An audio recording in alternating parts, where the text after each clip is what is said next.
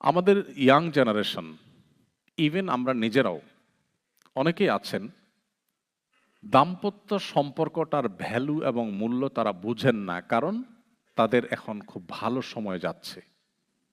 আমার যে বোন তথাকথিত স্বাধীনতা এবং ফ্রিডম ভোগ করবার জন্য বাসা ছেড়ে চলে যাচ্ছেন কিংবা স্বামীর সাথে সম্পর্কটা নষ্ট করছেন, অথবা আমার যে ভাই হারামের কোনো হাতছানি থাকবার কারণে ঠুনকো অজুহাতে স্ত্রীর সাথে সম্পর্কটা নষ্ট করছেন, আমি আপনাকে নিশ্চিত করে বলতে পারি একটা সময় আসবে যখন আপনি হাড়ে হাড়ে টের পাবেন আপনার জীবনের এই রং ডিসিশনের কথা, কিন্তু তখন আপনি আর ব্যাক করতে পারবেন না। দেখুন, আমাদের কাছে শত সহস্র মানুষ দুঃখ গাথা নিয়ে আসে। বহু বোনের, বহু ভাইয়ের চোখের পানি আমি দেখেছি, যখন দেখেছি একটা বয়সে এসে তারা বুঝতে পারছেন যে তারা ভুল করে ফেলেছেন। কেন ইসলাম আমাদেরকে বলেছে স্যাক্রিফাইস, স্যাক্রিফাইস এবং স্যাক্রিফাইস করতে? দাম্পত্য জীবনের শুরুতে মাঝে অনেক জোয়ার থাকে, কিন্তু যদি কেউ এটাকে ওভারকাম করে চলে যায়, তখন তার জীবনে শান্তি আর শান্তি। আমি আমার বোনদেরকে বলতে চাই, এবং সব সময় আমি বলি, সব জায়গায় বলার চেষ্টা করি, দেখুন, আমাদের দেশের প্রেক্ষাপটে নারীরা নানা কারণে নিগৃহীত। শাশুড়ি অত্যাচার করে, ননদ অত্যাচার করে, স্বামী বুঝতে চায় না। অনেক বোনরা এটা নিতে পারেন না, তারা সেপারেশনে চলে যান। যারা বুদ্ধিমান, যারা কোরআন এবং হাদিসের কাছে নিজেকে সারেন্ডার করেছে যে আমার আল্লাহ সৃষ্টিকর্তা আমাকে যেটা গাইড করছেন এর বাইরে কোনো কল্যাণ থাকতে পারে না, সো আমি সেটাকে ফলো করব, আমার যত কষ্ট হোক, এই ডিসিশন যারা নিতে পারেন তারা সবর করেন। সবর করলে কি হয়, আমি সবসময় বলি, মুসলিম ফ্যামিলিতে কোনো মেয়ে যদি কষ্টে থাকেও, সেটা খুব লিমিটেড টাইমের জন্য, খুবই সীমিত সময়ের জন্য। আপনার স্বামী জুলুম করছে, শাশুড়ি জুলুম করছে, শ্বশুর জুলুম করছে, ননদ জুলুম করছে, দেবর জুলুম করছে, ওকে, আপনি নিশ্চিত থাকেন, আমি আপনাকে লিখিত দিতে পারি, আপনার এই সময়ের অবসান হবে, আপনি সুন্দর সুদিন পাবেন যদি আপনি ধৈর্য ধারণ করতে পারেন। কিভাবে সেটা? যখন এক দুইটা বাচ্চা হবে, সাধারণত বাচ্চারা বাপের পক্ষে থাকে না মায়ের পক্ষে থাকে? বেশিরভাগ মায়ের পক্ষে থাকে। বাপের পক্ষে কয়টা থাকে? আমার বাচ্চারা তো, আমার মনে হয় না যে আমার ওয়াইফ আমি দুজনের মধ্যে আমার পক্ষে দাঁড়াবে। ভোটে যদি দাঁড়াই দুইজন, নির্ঘাত আমি হারবো এবং ওয়াইফ জিতবে। এরপর বাচ্চারা যখন বড় হয়, এরা বড় হওয়া মানে হলো আপনি স্ত্রী হিসাবে আপনার সৈনিক গড়ে ওঠা, ডানে সৈনিক, বামে সৈনিক। এখন তো আবার ফ্যামিলি প্ল্যানিং এর নাম দিয়ে মানুষ বাচ্চা নিতে চায় না। আহ, দুর্ভাগ্য। আমরা যারা 7-8 ভাই আছেন, তারা ফ্যামিলিগতভাবে যতটা সুখে, 1-2 ভাই যে সমস্ত সংসারে, তারা ফ্যামিলিগতভাবে ততটা সুখে না। এটা আরেক আলোচনার টপিক, আমি সেদিকে না যাই। আমি যেটি বলছিলাম, যে একটা সময় ছেলে মেয়ে বড় হয়, তাদের ঘরে নাতিপুতি হয়, তখন কিন্তু ওই যে যে বুড়া সারা জীবন খ্যাস খ্যাস করছিল মহিলার সাথে, ওই বুড়ার কিন্তু কোনো বেল থাকে না। খেয়াল করছেন আপনারা কখনো? সারা জীবন যে বুড়াটা জ্বালাতন করছে, মানে ইয়াং বয়সে যখন বউরে জ্বালাতন করছে, এখন পাইক পেয়াদা, সৈনিক সামন্তর সব কার? মহিলার।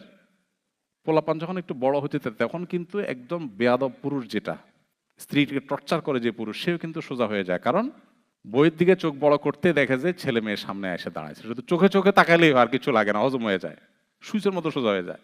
আর এগুলো যখন আর বড় হয়, এদের আবার যখন বাচ্চা কাচ্চা, তখন বুড়ির রাজত্ব আর রাজত্ব। তখন বুড়ির এমন রাজত্ব জমে যে বুড়া বেচারা বাসায় জায়গা পায় না, মসজিদে যায় বসে। মসজিদে মুয়াজ্জিন সাহেব বলে, চাচা বাসায় যাবেন না, দরজা আটকাবো।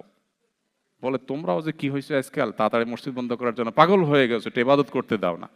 আসলে তো বুড়ার বাসায় জায়গা নাই, কারণ ওখানে নাতিপুতি যা আছে সব বুড়ির। তো এই জন্য দাম্পত্য জীবনে যত কষ্ট হয়, ধৈর্য ধারণ করে যদি সম্পর্কটাকে টিকিয়ে রাখা যায়, তার সুফল মানুষ পায়। কিন্তু শয়তান আমাদেরকে উস্কে দেয়। আমি একটা কথা প্রায় সময় বলি, সাক্ষাৎ শয়তান কেউ দেখছেন আপনারা? শয়তানটা দেখার সুযোগ হয়েছে কারোর? হয় নাই? ওকে, লেটস গো, আমরা দেখি, শয়তান দেখার চেষ্টা করি।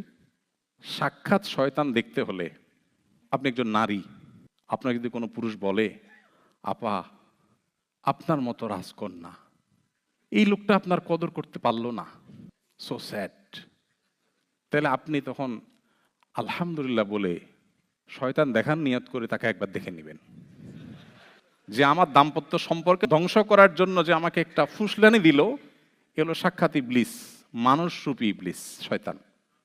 ফার্ম দেওয়া, রাইট, সঠিক বলেছেন।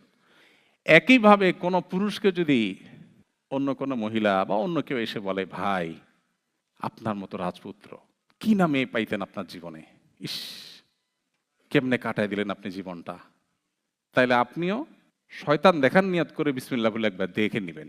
কারণ হলে হাদিসে আসছে নবী সাল্লাল্লাহু আলাইহি ওয়াসাল্লাম বলেছেন, কোনো অপরাধ, দেখেন নবী সাল্লাল্লাহু আলাইহি ওয়াসাল্লামের কথাগুলো খুব সাধারণ কোনো কথা না, সিগনিফিক্যান্ট ইন্ডিকেট আমাদেরকে করে। নবী সাল্লাল্লাহু আলাইহি ওয়াসাল্লাম বলেছেন, কোনো অপরাধে ইবলিস এত খুশি হয় না যত খুশি হয় কোন স্বামীর সাথে তার স্ত্রীর যখন বিচ্ছেদ হয়ে যায়। এতে সহিহ মুসলিমের হাদিস আপনারা শুনেছেন নিশ্চয়ই, ইবলিস তার সিংহাসন পানির উপরে স্থাপন করে এবং একজন শয়তান অপরাধ করে এসে বলে, আমি আজকে অমুকরে দিয়া খুন করাইছি। শয়তান বলে ওয়েল, তবে খুব বেশি অ্যাপ্রিসিয়েট করে না। আরেকজন এসে বলে, আমি একজনকে জীবনে মদ খাই না, আজকে তারে আমি মদ খাওয়াইছি। আরেকজন এসে বলে, আমি আরেকটা দিয়ে আরেকটা কাজ করাইছি, গিবত করাইছি, কারো হক মেরে খাওয়াইছি, ইত্যাদি ইত্যাদি। একজন এসে যখন বলে, আমি একটা দাম্পত্য সম্পর্ককে ভেঙে দিয়েছি আজ, শয়তান তখন বলে, তুমি সবচেয়ে বড় কাজ করেছো। আজকের পৃথিবীতে যদি আপনি একটু চোখটা মেলে তাকান, একটু যদি আপনি নড়ে চড়ে বসেন, একটু ডিপে গভীরে যদি তাকান, আপনি দেখবেন ফ্যামিলি ব্যবস্থাপনাকে ভেঙে ফেলার জন্য হাজারটা উদ্যোগ আজকের পৃথিবীতে নেওয়া হচ্ছে নানা নামে, যেটা আমরা টেরও পাচ্ছি না, জাস্ট পরিবার ব্যবস্থাপনাকে ভেঙে ফেলার জন্য। ওয়াই? শয়তান সবচেয়ে বেশি খুশি হয় এবং শয়তানের এই চক্রান্ত সবচেয়ে বেশি প্রতিষ্ঠিত হবে পৃথিবীতে যদি পরিবার ব্যবস্থাপনা ভেঙে পড়ে। সো পরিবারকে টিকিয়ে রাখার মতো গুরুত্বপূর্ণ আরেকটা কাজ ইমানদারের কাছে খুব বেশি নাই। এই জন্য আমি বিনয়ের সাথে বলতে চাই যে এই সমস্ত পরিস্থিতিতে আমাদেরকে ধৈর্য ধারণ করতে হবে এবং পরিবারকে টিকিয়ে রাখতে হবে যে কোনো মূল্যে। আমরা আজকাল সবাই খুব বেশি অতিরিক্ত স্বাধীনতা ভোগ করতে পছন্দ করি। স্বাধীনতা ভালো, কিন্তু ইসলাম বলে অতি স্বাধীনতা নয়। অতি স্বাধীনতা মানুষকে ধ্বংসের দিকে নিয়ে যায়। তো এখানে আমরা যখন অতি স্বাধীন হতে চাই, তখন মুরব্বীদের তত্ত্বাবধানের থেকে আমরা দূরে সরে যাই। ডেফিনেটলি এটা আমাদের জন্য ক্ষতি বয়ে আনে। কি করবেন? আমি খুব মৌলিকভাবে কয়েকটা কথা বলি। নাম্বার এক, স্বামী স্ত্রী উভয়ে, পরিবারের সবাই আল্লাহর কাছে নিজেকে পরিপূর্ণভাবে সারেন্ডার করতে হবে যে আমরা আল্লাহর গোলাম, আল্লাহ আমাদের সৃষ্টি করেছেন, তার কাছে আমাদের ফিরে যেতে হবে।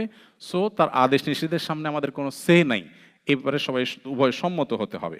দুই নম্বর হলো, আপনার পরিবারকে ধ্বংস করার জন্য, ভাঙার জন্য আজকের পৃথিবীতে যত আয়োজন আছে সেগুলো আপনাকে ডিপলি স্টাডি করতে হবে এবং যে কোনো মূল্যে সেগুলো থেকে নিজেকে সেভ করার জন্য উদ্যোগী হতে হবে। নাম্বার তিন, আপনার ফ্যামিলিতে যে মানুষটা তুলনামূলক একটু বিচক্ষণ, যিনি উভয় পক্ষের কথা শুনে আপনাদের মধ্যে মনোমালিন্য দূর করার জন্য সবচেয়ে কার্যকরী উদ্যোগ নিতে পারবে, এরকম কাউকে আপনি আপনার অ্যাজ এ উপদেষ্টা আপনারা রাখেন উভয় মিলে, এবং কিছু হলে তার শরণাপন্ন হবেন এবং তার সাথে পরামর্শ করে আগাবেন।